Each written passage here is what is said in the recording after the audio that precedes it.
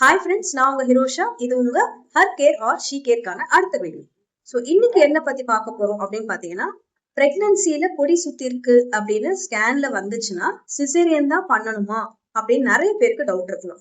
அப்படிலாம் எதுவும் இல்லை ஃப்ரெண்ட்ஸ். ஸ்கேன்ல எந்த வீக்ல கொடி சுத்தி இருக்குன்னு பொறுத்து இருக்கு. பட் எப்போ கொடி சுத்தி இருந்தாலுமே அம்மாவுக்கு பேபி மூவ்மெண்ட் நல்லா இருக்கு, சுத்தி இருக்கிற வாட்டர் லெவல் நார்மலா இருக்கு, அண்ட் டாப்லர் அதாவது பேபி போற பிளட் சப்ளை நல்லா இருக்கு, என்எஸ்டி நான் ஸ்ட்ரெஸ் டெஸ்ட் அப்படின்னு சொல்லுவோம்.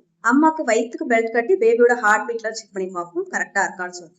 ஸோ இது எல்லாமே நார்மலா இருக்குன்னா நம்ம சிசேரியன்லாம் பண்ண மாட்டோம். நார்மலா வலி வர வரைக்கும் வெயிட் பண்ணுவோம். வலி வந்ததுக்கு அப்புறமுமே பேபியோட ஹார்ட் பீட் நார்மலா இருக்குன்னா நார்மல் டெலிவரி தான் ட்ரை பண்ணுவோம்.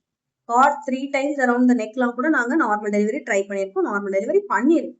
So direct caesarean only for cord around the neck இருந்தா பண்ண மாட்டோம். பட் வேற ஏதாச்சும் அசோசியேட்டட் கோமார்பிடிட்டி, ஃபார் எக்ஸாம்பிள் மதருக்கு பேபியோட மூவ்மெண்டே ரொம்ப கம்மியா இருக்கு, ஆர் சுத்தி இருக்கிற தண்ணி லெவல் கம்மியா இருக்கு, ஆர் டாப்லர் சேஞ்சஸ் நான் சொன்ன மாதிரி பேபிக்கு போற பிளட் சப்ளைல ஏதாச்சும் ப்ராப்ளம் இருக்கு அப்படின்னா மட்டும் மைட் பி நம்ம சிசேரியன் பண்றதுக்கு வாய்ப்பு இருக்கு ஆஸ் அன் எமர்ஜென்சி. சரிங்களா? ஸோ கொடி சுத்தி இருக்குனாலே வெறும் ஆப்ரேஷன் தான் அப்படின்றது வந்து ஃபேக்ட் கிடையாது. ஸோ இந்த இன்ஃபர்மேஷன் உங்களுக்கு எல்லாருக்கும் புதுசா இருந்திருக்கலாம் அண்ட் யூஸ்ஃபுல்லாகவும் இருந்திருக்கலாம். உங்களுக்கு தெரிஞ்ச பிரெக்னன்ட் ஃபேமிலிஸ் எல்லாருக்கும் ஷேர் பண்ணுங்க. தேங்க்யூ. Bye by.